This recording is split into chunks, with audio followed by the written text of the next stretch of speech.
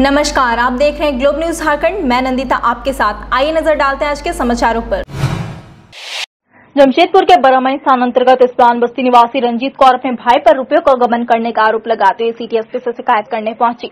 रंजीत कौर ने बताया कि उसके भाई मने ने यह आश्वासन देकर उसका घर बेच देकर उन पैसों को बैंक में जमा कर देने से उसे हर महीने जो ब्याज के पैसे मिलेंगे उससे उसका खर्च चल जाएगा, लेकिन उसने वैसा न कर उसके हिस्से का 8 लाख रुपए अपने पास रख लिए। इस मामले को लेकर बरामई थाने में भाई मने के खिलाफ शिकायत की थी, जहाँ समझौता किया गया। समझौते के अनुसार भाई ने उसे हर माह 2000 रुपए देने की बात कही। शुरुआत में वह रुपए देते था, पर बीते 1 वर्ष से रुपए देना बंद कर दिया, जिससे वह भूखमरी के कगार पर पहुंच गई है, जिसको लेकर वह अपने पुत्री के साथ सिटी एसपी के पास पहुंचे और मामले से अवगत कराते हुए न्याय की गुहार लगाई है। इस्लाम बस्ती मेरा मामा है जो हम लोग से मैंने घर बेच के 8 लाख रुपया लिया है, तो अब उनसे पैसा मांगते हैं तो पैसा देता नहीं है, मारपीट करता है, जो कि बरामई थाना में एसपी साहब का थ्रू लिखा पड़ी हुआ है। अब लिखा पड़ी हुआ बात बोला था कि हम 2-2 हज़ार रुपया दे सकेंगे, पूरा नहीं दे सकेंगे। अब 2-2 हज़ार भी देना बंद कर दिया, 1 साल हो गया है। और जब जाते हैं पैदल उचारी जाती है, मारपीट करती है और घर बेच के हम लोग जो पैसा दिए अब मारपीट करती है और जान से मारने का धमकी देता है। अब थाना वाला भी सुनता नहीं है, तो हम लोग इसलिए एसपी साहब के पास आए हैं। इन दिनों कोलियांचल झरिया में सरकारी अनाज कालाबाजारी रुकने का नाम नहीं ले रहा है। थाना क्षेत्र में एक बार फिर तीसरा पुलिस ने चावल से लोड एक वैन को पकड़ा है। वहीं इस संबंध में बताया जा रहा है कि तीसरा पुलिस को गुप्त सूचना मिली थी कि ब्लू वैन में चावल लोड कर आ रहा है। इसके बाद तीसरा थाना मोड़ के पास धर दबोचा वहीं वाहन में सवार एक लोग पुलिस के हत्थे चढ़ गया है और एक भागने में सफल रहा। आपको बता दें कि वाहन में 17 बोरा चावल लोड था। वही गिरफ्तार युवक यूपी का रहने वाला है। बताया जा रहा है कि वही तीसरा पुलिस ने एमओ को सूचना दी है, जिसके बाद धनबाद एमओ शिव शंकर सिंह तीसरा थाना पहुंचकर चावल की जब्ती कर कार्रवाई में जुट गई, जिसे पुलिस बड़ी सफलता मान रही है। वहीं आपको बता दें कि वाहन में लगा नंबर भी फर्जी है और किसी अन्य व्यक्ति के नाम पर रजिस्टर्ड है। वहीं जब्त किया गया चावल मुन्ना बंडवाल और विजय साव का है, जो कि इससे पहले भी कई थानों में चावल तस्करी में मामला दर्ज है। साथ ही 1 महीना पहले मुन्ना बंडवाल के गोदाम में डीएसपी ने छापेमारी कर भारी मात्रा में चावल जब्त किया था। इस बावजूद इसका मनोबल इतना बड़ा हुआ था कि बिना बेल करवाए खुलेआम क्षेत्र में चावल तस्करी धड़ल्ले से कर रहा है। इसमें स्थानीय पुलिस और कई पीडीएस दुकानदारों की भी मिलीभगत रहती। उसमें चावल लदा है, अब जाकर जांच कर केस कीजिए। हम ऑप्शन से बात किए, सुबह में रात में बात किए, तो बोले सुबह हम आकर कि रात में 10 इधर तो आना हमको उचित नहीं लगा, तो रात में सुबह मॉर्निंग में आए और गाड़ी पर लदा हुआ था 18 पैकेट से 17 पैकेट चावल था। उस पर FIR किए, तो ड्राइवर का नाम ड्राइवर पकड़ाया है, ड्राइवर आनंद तोमर। हाँ, ड्राइवर आनंद तोमर नाम है। और एक खलासी था जो भाग गया, इरफान अली भाग गया। और चालक मालिक, गाड़ी का मालिक का नाम मालूम नहीं है, गाड़ी नंबर पर केस किया गया है। बुधवार देर शाम धनबाद पुलिस एवं जिला खनन विभाग ने संयुक्त छापेमारी की और 3700 टन अवैध कोयला जब्त किया। देर शाम गोविंदपुर थाना क्षेत्र के फुफरडी में जयलक्ष्मी फ्यूज नामक कोल डिपो से 3700 टन अवैध कोयला जब्त किया गया। कोल डिपो के प्रोपराइटर गोविंद दुधानी और रेणु दुधानी पर मामला दर्ज है। डीएसपी अमर कुमार पांडे एवं जिला खनन पदाधिकारी अजित कुमार ने बताया कि कोयले का भंडारण करने के लिए स्टॉकिस्ट डीलर लाइसेंस झारखंड सरकार ने अनिवार्य कर दिया है।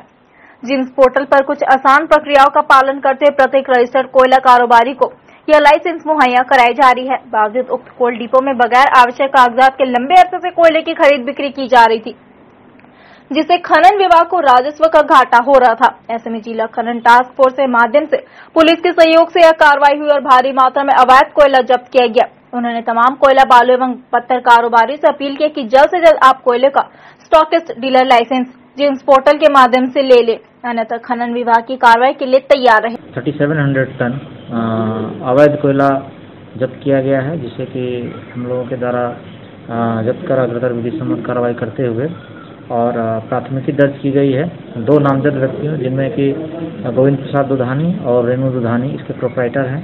उनके विरुद्ध प्राथमिकी दर्ज कर अग्रतर अनुसंधान कार्य किया जा रहा है।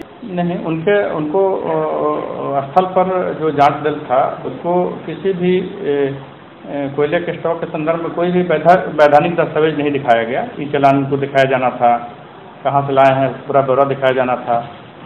एक बिंदु ये हो गया। दूसरा बिंदु है कि उस काम के लिए स्टॉक करने के लिए उनको अनुमति ही नहीं है। बगैर अनुमति प्राप्त किए, बगैर लाइसेंस प्राप्त किए, स्टॉकिस्ट लाइसेंस प्राप्त किए बगैर ही कोयले का स्टॉक कर बेचा जा रहा था, वो भी इलीगल गतिविधि है। नगर निगम के सड़क निर्माण से ठेकेदार हो रहे हैं मालामाल और स्थानीय लोग हो रहे हैं बदहाल। झरिया पाथरडी धनबाद जिले के पाथरडी थाना क्षेत्र के बरगाबाद वार्ड संख्या 50 में नगर निगम के द्वारा बनाई जा रही पीसीसी सड़क में घोर अनियमितता बरती जा रही है, जो स्थानीय लोगों के लिए परेशानी का सबब बनता जा रहा है। स्थानीय लोगों के अनुसार यहाँ 8 इंची का पीसीसी सड़क निर्माण कार्य चल रहा है। पीसीसी सड़क निर्माण नगर निगम के द्वारा पास किया गया, जिसे बनाने में ठेकेदार नियमों की धज्जियां उड़ाते हुए पीसीसी सड़क का निर्माण कर रहे हैं और सड़क निर्माण में घोर अनियमितता बरत रहे हैं। ठेकेदार सड़क निर्माण में सीमेंट व गिट्टी की मात्रा बहुत कम डाल रहे हैं, जिस कारण सड़क निर्माण के बाद रोड पर बालू ही बालू दिखाई देती है, जिसे लेकर स्थानीय लोग काफी चिंतित। तो बहुत मिलावट की है, इसी चलते बालू ज्यादा है, सीमेंट कम है, ठीक है। और अब रोड की लगती है कि मतलब ज्यादा दिन टिकेगी नहीं। बरसात का मौसम है, लोग तो ढलाई कर रहे हैं, अब कोई प्लास्टिक नहीं बिछा रहे हैं, लोग इसी तरह ढलाई कर दे रहे हैं। बारिश हो रही है, फिर बालू निकल जा रहा है अंदर से, तो इसके चलते क्या होगा, रोड टिकेगी नहीं। रोड जो बना है, रोड अभी पानी का सुविधा नहीं है, कुछ नहीं है, पानी किसी का दरवाजा में घुस रहा है। रोड ऊंचा करके बनाया, डाउन करके बनाया नहीं, और जो है कि साइड से जो है कोर बढ़ा हुआ है, आने जाने में दिक्कत हो रही है, गाड़ी चढ़ नहीं पा रही है, और पानी जो है हर एक आदमी का दरवाजा तरफ घुस रहा है। पानी का ढलाव जो है सही से बनाया नहीं गया है, और जो पहले बोला गया कि रोड खुदाई करके बनाएंगे, लेकिन बोला कि हो जाएगा, लेकिन बना नहीं पाया। 40 वर्ष पुराने धनबाद स्टेशन स्थित बस स्टैंड का अस्तित्व 3 सितंबर से खत्म हो जाएगा। जिला प्रशासन के निर्णय के आलोक में धनबाद स्टेशन स्थित बस स्टैंड को बरटांड बस स्टैंड स्थानांतरण कर दिया गया है। शहर को जाम से मुक्त कराने की दिशा में प्रशासन द्वारा तय रूट के बाद बस अब स्टेशन रोड में प्रवेश नहीं करेगी। लिहाजा जिला प्रशासन द्वारा उठाए गए इस कदम के बाद शहर कितना जाम से मुक्त हो पाएगा, ये देखने वाली बात होगी। प्रशासन के इस निर्णय से स्टेशन रोड के सैकड़ों दुकानदार तथा 40 वर्षों से बसों की एजेंटी करने वाले लोग खासे प्रभावित हुए हैं। इन्होंने बताया कि एक तरफ कोरोना की मार से पहले ही रोजी रोटी पर आफत है, अब प्रशासन के नए फरमान से इनकी चिंता बढ़ गई है। बस बंद होने से हम लोग को फर्क पड़ेगा, हम लोग का रोजी रोटी चलता है।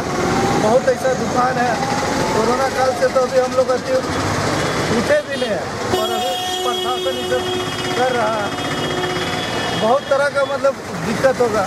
या तो ना क्या किसी साहब से अनुरोध है कि जैसे पूर्वज जो चल रही थी उसी तरह से कम हम लोग को, अगर उनको लगता है कि यहाँ से व्यवस्था बिगड़ रहा है, तो हम लोग कम से कम 2 मिनट का स्टॉपेज यहाँ पे दिया जाए।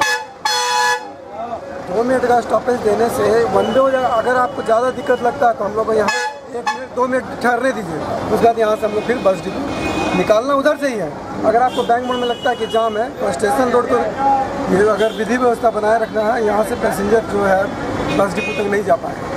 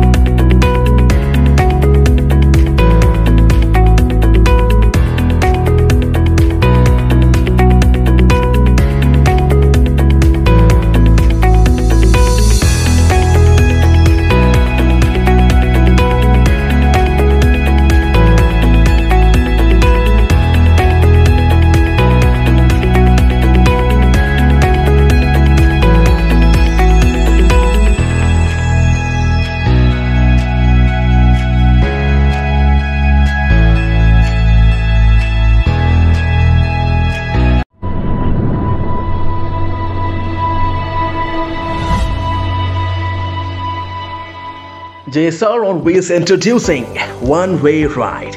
Reliable, comfortable, safe, secure, reasonable. Quality service at your doorstep. JSR on Wheels introducing one-way rides. You can book from anywhere. JSR on Wheels के साथ जुड़कर अपने सफर को सुहाना बनाएं और सफर का आनंद उठाएं, क्योंकि हम अपने कस्टमर्स की सेफ्टी का पूरा ख्याल रखते हैं। आज ही अपनी राइड्स बुक करें JSR on Wheels के एप्लीकेशन के माध्यम से और अपने सफर को आसान बनाएं। Cities available for rides are Jamshedpur, Dhanbad, Bokaro, Ranchi, Kolkata, Patna. Just book your ride and we'll provide quality service at your doorstep. जिंदगी एक सफर है सुहाना, JSR on wheels पे ही जाना।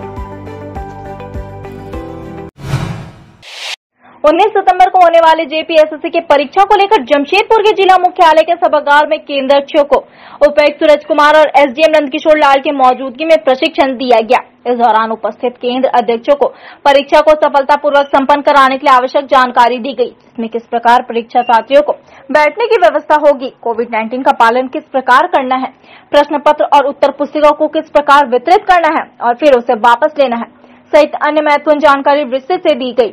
साथ ही केंद्र अध्यक्षों को समस्याओं का भी समाधान किया गया। इस बारे में ADM नंदकिशोर लाल ने जानकारी देते हुए बताया कि हर वर्ष पूर्वी सिंहभूम जिले में 43,250 परीक्षार्थी परीक्षा में शामिल होंगे, जिसके लिए पूरे जिले में 101 केंद्र बनाए गए हैं, जिसमें शहरी क्षेत्र में 90 और घाटशिला प्रखंड में 11 केंद्र होंगे।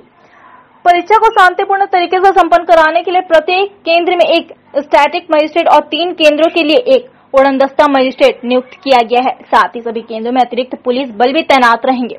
वहीं परीक्षा केंद्र में प्रवेश करने से पहले परीक्षार्थियों को थर्मल स्कैनिंग से कोरोना जांच होगी। अगर इसमें किसी परीक्षार्थी के पॉजिटिव पाए जाने पर उसे अलग से बैठाने की व्यवस्था भी सुनिश्चित की गई। जी सर, आज जो बैठक हुआ सर क्या है? आज बैठक में ट्रेनिंग थी और हम लोग का JPSC का एग्जाम होना है 19 सितंबर को। तो 19 सितंबर को एग्जाम होने, तो उसी को लेकर के हम लोग ने सभी केंद्राधीक्षक को बुलाया था और केंद्राधीक्षकों को उसकी पूरी विस्तृत जानकारी दी गई, क्या क्या गाइडलाइन है, कैसे अभ्यर्थियों को बैठाया जाएगा, कैसे व्यवस्था किया जाएगा, कैसे सारी चीजों की हम लोग आज डिस्क्रिप्ट में बहुत ही विस्तार पूर्वक लोगों को बताया है और क्या क्या टेक्निकल प्रॉब्लम आती है उन सारी बातों पर हम लोग डिस्कस किए हैं और उनके क्वेश्चन आंसर का भी जवाब हम लोगों ने दिया है। जो भी आपका किसी प्रकार का कोई कंफ्यूजन था, किसी प्रकार समझने में कोई अगर दिक्कतें थी, तो उन सब सारी चीजों को उसके हम लोग हाईलाइट किए और फिर उसके बाद उसके जो क्वेरीज था, सारे क्वेरीज को भी हम लोग सबमिट किए हैं। जमशेदपुर के बस्तर थाना अंतर्गत हुड़लुम की रहने वाली भरतना लोहार नामक महिला ने MGM थाना अंतर्गत बड़ा बाकी का रहने भारत राम लोहरा पर पति को फंसाने का आरोप लगाई है।